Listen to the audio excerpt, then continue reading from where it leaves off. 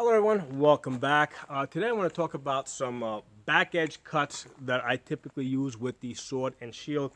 I did a video earlier today where I talked about this in detail. Well, in this video I want to talk about the combinations that I commonly use. Okay, so just a quick refresher. As you hold the sword here and you come across, at some point the sword wants to roll over on its back edge, right? So as you hold it here, right, so as I'm here, as I come down, it wants to roll over at this point. If I'm here, it wants to roll over at this point. If I'm leading with this foot, it wants to roll over at that point. So as you hold your arm here, even without a sword, as you come across, at some point your arm wants to turn over, okay? So at the point that your arm wants to turn over is the point at which we're going to turn the blade over. And this is very useful for two purposes. Number one, it allows us to get around things. It allows us to get around corners, right? So I have a corner here. If I throw a shot right there, you can see how my sword is gonna hit that edge. Well, if I turn it over on its back edge, you can see how, it can get around that corner and hit the target. Same thing here. There it hits, there it goes around and it hits something, right? So you can see how it goes around, whereas over there, it would just hit the edge. So turning the sword over allows us, a little deeper, a little bit more reach, right? We're able to get around things.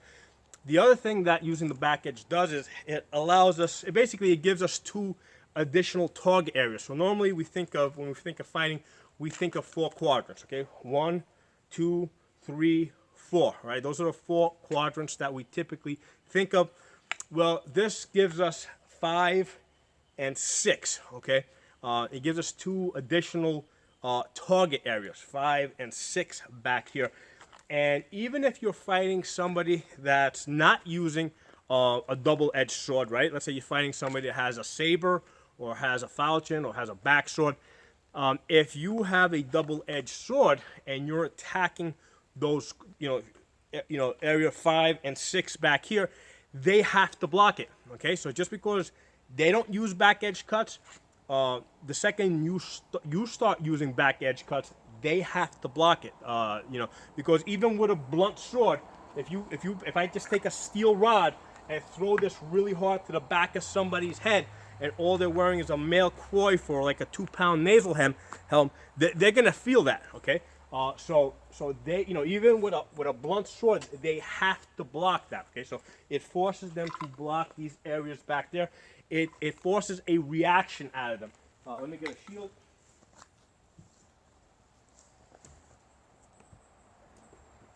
Okay, so as I'm facing off, the most common combinations that I will use is I will typically attack, high left side. Okay, so you can even call this a left side, high middle how, or a left side's work how.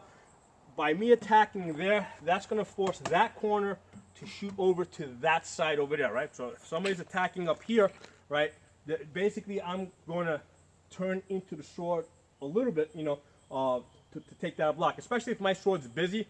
If I'm in the middle of attacking, let's say the leg, and they're throwing up here, I gotta bring the shield up to block it. So by attacking that quadrant up there, it's gonna force their defense over that way. So from there, I will typically throw back there. Okay, so this is probably the most common use of the back edge cut for me.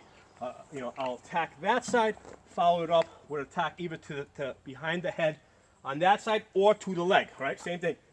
I'll attack high left side Zwerchsau with an attack to the leg. I'll usually step in as I do it, but I don't necessarily have to, depending on what type of shield they have, or how they're holding it. A lot of times I can just get to it from there, but definitely if I step in, that's going to definitely give me a little extra reach. Now, the other thing I can do is I can go in the opposite direction too. If I attack here, I can also step back and do a back edge attack like that. Okay, so this is another, right? By the time I caught the tip. So from there, step in, boom, catch it right in. You're coming in right underneath there, into their hip leg area over there.